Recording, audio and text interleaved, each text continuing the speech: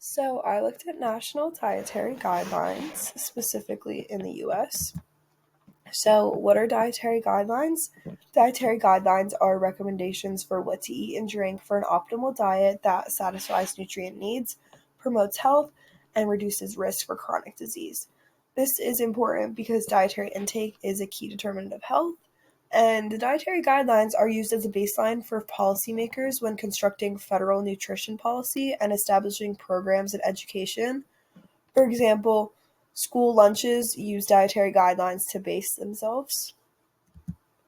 So, the history of the US dietary guidelines, they're revised every 5 years once new nutritional information comes out.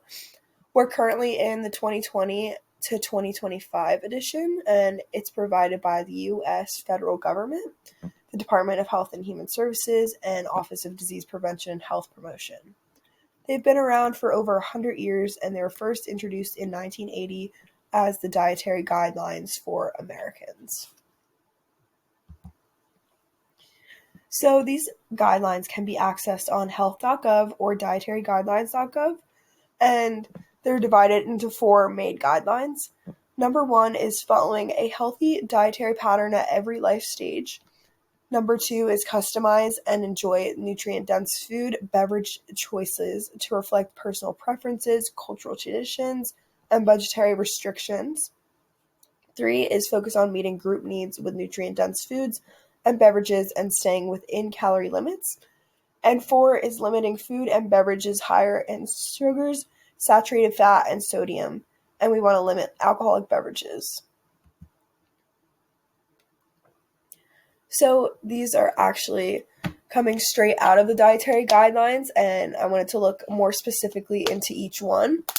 So this can be found online in the Dietary Guidelines for Americans. Number one is following a healthy dietary pattern at every life stage. So every stage is very important, and we want to establish healthy dietary patterns early in life and continue them throughout every single stage. And it is never too early or too late to eat healthy. So the first 6 months, we kind of just see infants drinking either human milk or iron-fortified infant formula during the first year. They should also be provided with supplemental vitamin D beginning soon after birth. And then at around 6 months, this is when children start to be introduced to actual foods. So we want to introduce them to nutrient-dense complementary foods, the most variety possible. We want to introduce them to potentially allergenic foods along with other complementary foods and encourage infants and toddlers to consume a variety of foods from all of the food groups. Include foods rich in iron and zinc, and it's important to introduce them to a lot now so they establish these healthy dietary patterns and try as much as possible because you never know what they will like. And then from 12 months into the rest of their life, we want to follow these healthy dietary patterns across the entire lifespan to meet nutrition needs, help achieve a healthy body weight, and reduce the risk of chronic disease. Two, we want to customize and enjoy nutrient-dense food and beverage choices to reflect personal preferences, cultural traditions, and budgetary considerations. So the dietary guidelines are just guidelines and not completely strict. They're just a framework to be customized to the individual and their needs and preferences. And they also, for different cultures, some cultures don't eat certain foods, so they can be catered to their cultures too.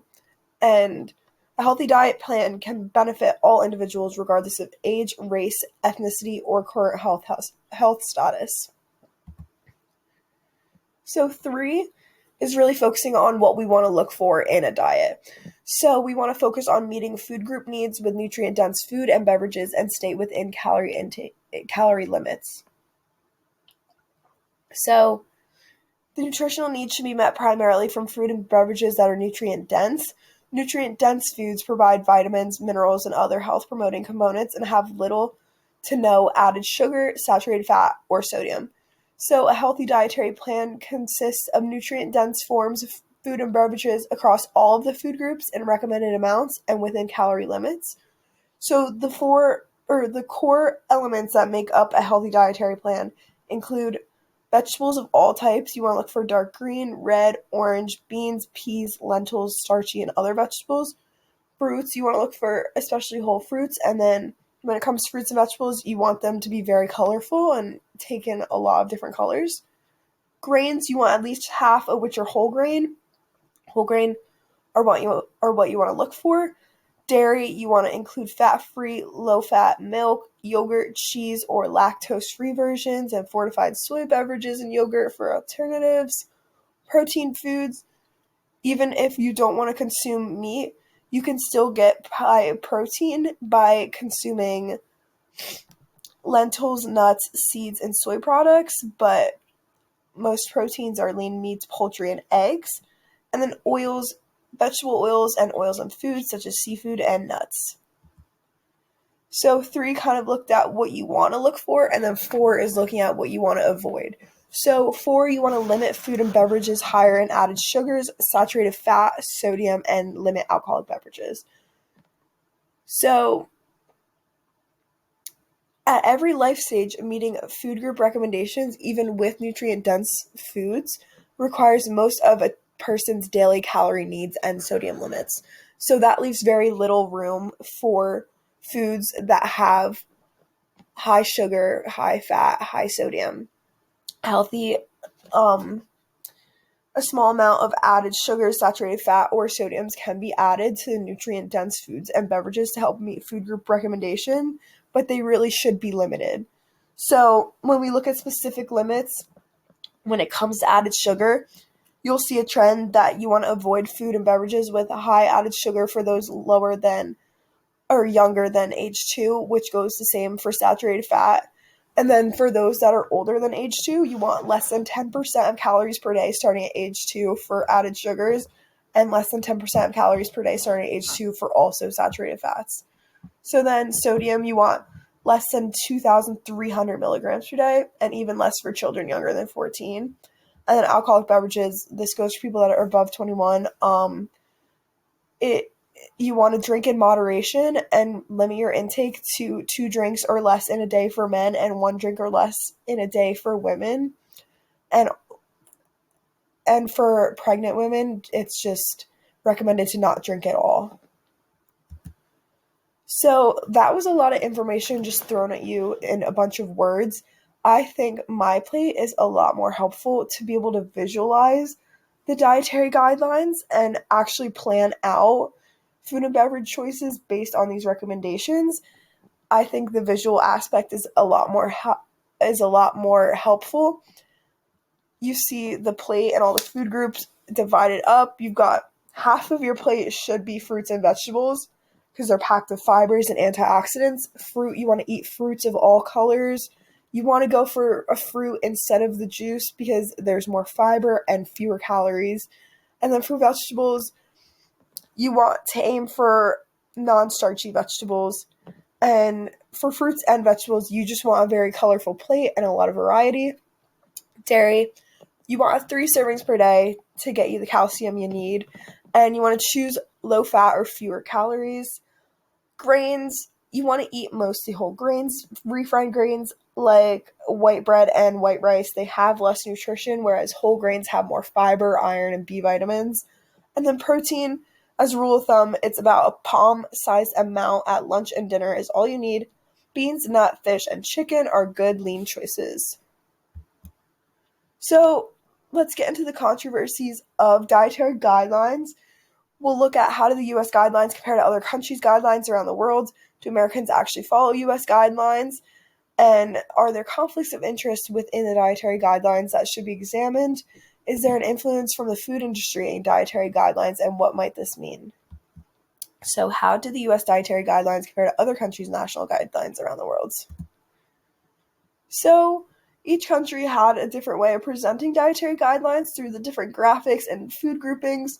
For example, some countries preferred the typical food pyramid in Asian and European countries, but then others had different models in South and North America.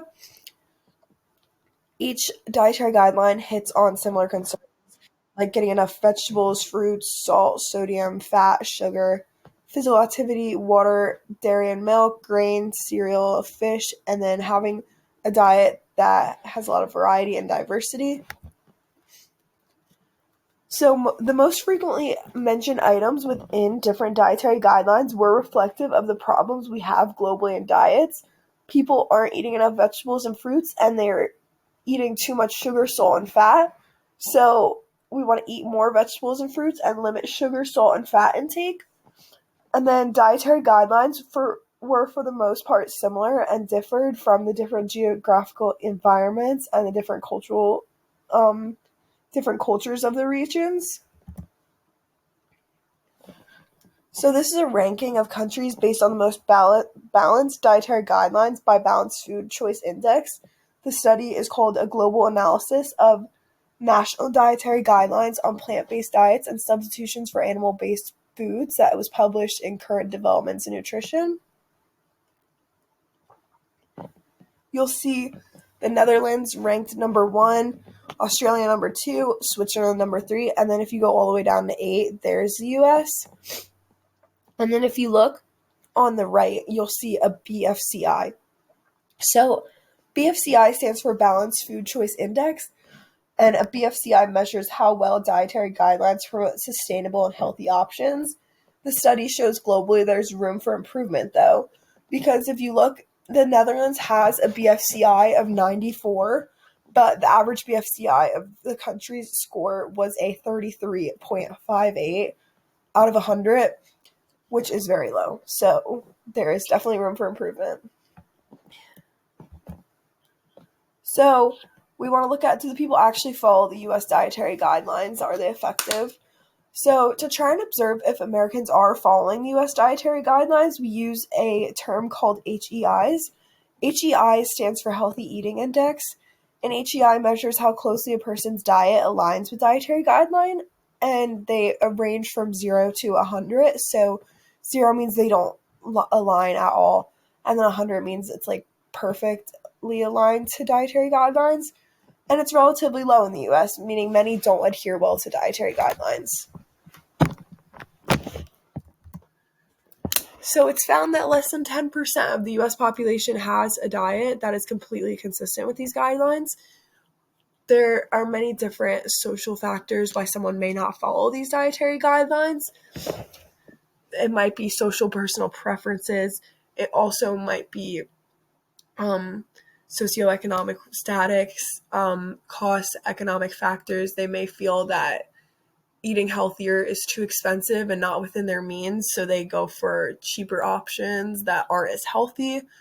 And that also goes along with convenience. People think it takes too long to make a healthy meal, so they'll go for like quick, easy, convenient foods like fast food and TV dinners, which goes into the abundance of unhealthy food in our world. Every corner you turn, there is a McDonald's or a fast food restaurant, because we just live in a culture that is so fast and we just go, and we don't find time to make healthy dinners for each other anymore. And we just want to rush around and go to whatever fast food drive-thru is quick and convenient for us. So this is a little chart that is showing off the HEIs. The adherence of the U.S. population ages 2 years and older to the 2010 dietary guidelines measured by HEIs. So you see it goes from 49 up to 51, 52, 54, 55, 57, 59. There is an increase, but if you look at it, they're all pretty much in the middle. When the maximum score is 100, it's in the 40s and the 50s. So the food and beverages we consume have a profound impact on our health, but we're still not following a healthy dietary pattern. This is getting into more about HEIs, and it's actually found that our HEI score is higher earlier in life and in older adulthood, but still, like overall, throughout life, we're still falling short of following the dietary guidelines. So if you see there, age 2 to 4 is a 61, and then it drops down up until at age 60, it goes back up to 63. So it's important when we're young to establish a healthy dietary pattern, because it has a beneficial impact over the course of decades. These patterns stick and you keep having that healthy dietary plan. And it's also never too early or too late to improve our food and beverage choices and establish a healthy dietary plan. Healthy eating is important at every life stage, and for the first time, the Dietary Guidelines for Americans in the 2020 to 2025 provides recommendations for each life stage from birth throughout older childhood because the nutrient needs vary over the lifespan, and each life stage has unique implications for food and beverage choices and disease risk. So these are more statistics that I feel are kind of alarming because currently 75% of people have dietary patterns low in vegetables, fruits, and dairies. 63% exceed the limit for added sugar. 77% exceed the limit for saturated fat, and 90% exceed the chronic disease risk reduction limits for sodium. And then more than half of the US population meets or exceeds total grain and protein foods recommendation, but are not meeting the subgroup recommendations for each food group. These are very, very high numbers and all for the wrong reasons, and we need to figure out what we can be doing to get these numbers lower and get more people to have higher HEIs and start following the dietary guidelines closely because they're helpful. So as I was talking about earlier, the total calories per day and how much of them are needed per day to meet the food group recommendations. So here just shows it. 85% of calories are needed per day to meet food group recommendations in nutrient-dense foods, and then 15% of those remaining calories left over are available for other uses, which include added sugars and saturated fats. So this is just showing how important it is to use our calories in a smart way that include nutrient-dense forms instead of added sugars and saturated fats. And then just for us to improve and follow dietary guidelines more, we can look at meeting nutritional needs primarily from nutrient-dense foods and beverages, choosing a variety of options from each food group, and paying attention to portion sizes. So another study I found that was interesting was actually using the National Health and Nutrition Examination Survey population, which is NHANES, which regards child and adolescents in this study. Overall, children and adolescents fall short in meeting dietary guidelines like every other age group, but actually results showed that youngest children in the study had the better quality of diet, higher HEIs, with better scores for total fruit, whole fruit, dairy, and whole grains, which I thought was very interesting because they're the youngest out of all of them.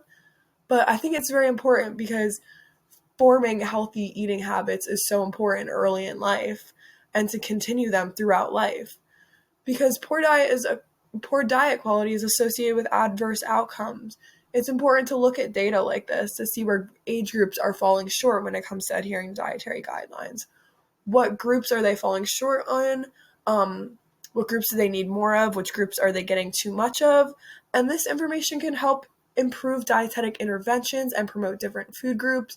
We can look at information like this when we're trying to make the dietary guidelines for the next year. So, as I said, conflicts of interest are interesting because there is political controversy over the dietary guidelines and the food industry, and if the two are interrelated. So, the food industry is obviously directly affected by dietary guidelines, and when a guideline is urging against it, they are losing business because people aren't going to buy as much of the food. So the Dietary Guidelines Advisory Committee is the one that writes up the dietary guidelines, and they allegedly have ties within the food industry. Dietary guidelines recommend reduced consumption of saturated fats, sugar, and sodium. So the industries that produce foods high in saturated fats, sugars, and sodium lobby against dietary guidelines because of the poor impact they have on their sales. So interesting enough, I found an article recently. It was published in October that just recently the nonprofit US Right to Know published a report revealing pressing matter when it comes to the committee crafting the dietary guidelines. In the previous 5 years, 9 out of the 20 experts on the 2025 Dietary Guidelines Advisory Committees had financial relationships and conflicts of interest in the food, beverage, pharmaceutical, or weight loss industry. For example, I saw Weight Watchers on there as one of the weight loss industries. This is alarming for people because they think that dietary guidelines should not be seen as a business and the food industry should have nothing to do with it. They question the validity of the guidelines, and it hinders the public's confidence in the guidelines when things like this happen. There's a need for more transparency about how the guidelines are constructed and who is selected for the committee for people to truly trust the guidelines. So in conclusion, we want to take away, how can we improve our own diets, follow dietary guidelines? We're a part of the American population. Like, why are all of our HEIs so low, and how can we get those numbers up? We have to remember the recommendations and limitations we want to look for. We want to meet the requirements within the food groups with nutrient-dense foods. That's looking at number 3 in the guidelines. And then number 4, where we stay away from foods with higher sugar, salt, and fat. The dietary guidelines are changing, and they may look different in the next edition. And then what also can be done about conflicts of interest to ensure people are trusting the dietary guidelines? Are there different efforts that the government needs to do to improve dietary guidelines for future editions? These are all things we can think about and good takeaways to think about after this. So 2 questions for thought I want to bring up.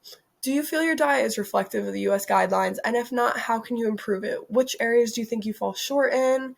Do you not get enough fruits and vegetables a day? Do you need to up your protein intake, or maybe it needs to be lower?